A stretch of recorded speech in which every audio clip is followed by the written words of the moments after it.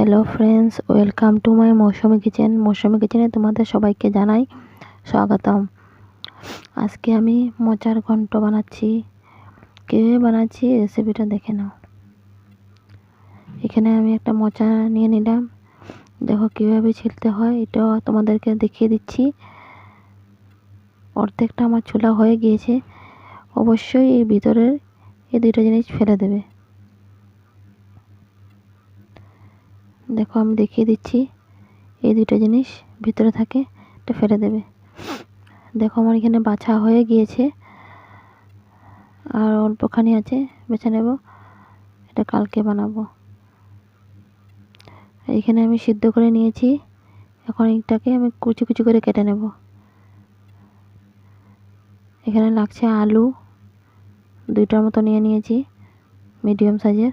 এখানে 5 ফোড়ন, শুকনো লঙ্কা, তেজপাতা, কুচানো আদা, হলুদের গুঁড়ো, জিরের গুঁড়ো, লঙ্কার গুঁড়ো আর নুন, চিনি, ঘি 1 চামচ করে। এদের কাটা হয়ে গিয়েছে।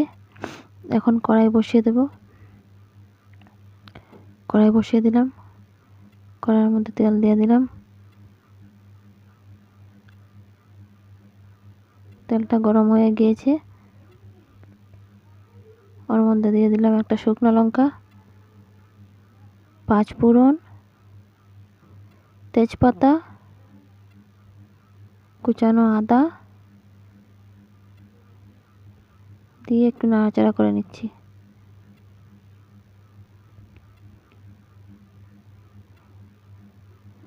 এরপরে দিয়ে দিলাম আলুগুলো, ভালো করে লাল করে ভেজে নেব।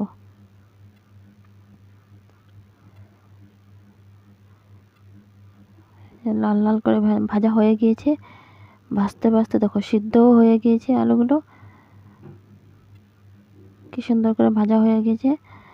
এখন মোচাগুলো ছেড়ে দিলাম। মোচাগুলো ছেড়ে দিয়ে ভালো করে নাড়াচাড়া করে নিচ্ছি। তারপরে হলুদের গুঁড়ো, জিরের গুঁড়ো, শুকনো লঙ্কার গুঁড়ো আর নুন একটু জল দিয়ে গুলিয়ে নিয়ে ওর মধ্যে দিয়ে দিলাম। দিয়ে আবারও নাড়াচাড়া করে নিচ্ছি।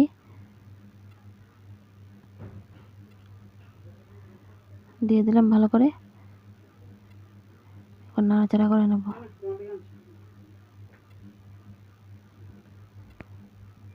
নাড়াচাড়া করে নিচ্ছি।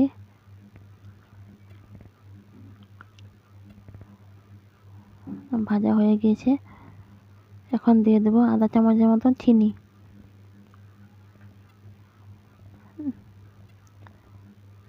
দিয়ে একটু নাড়াচাড়া করে নিচ্ছি। তারপরে দিয়ে দেবো আধা চামচ ঘি। দিয়ে ভালো করে নাড়াচাড়া করে নামিয়ে নেব।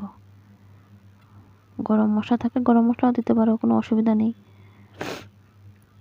এই যে হয়ে গিয়েছে, দেখো কি সুন্দর কালারটা আসছে। তাহলে আমার রেসিপিটা যদি ভালো লাগে অবশ্যই লাইক দেবে, কমেন্ট করবে, সাবস্ক্রাইব করে দিও। Tata, by.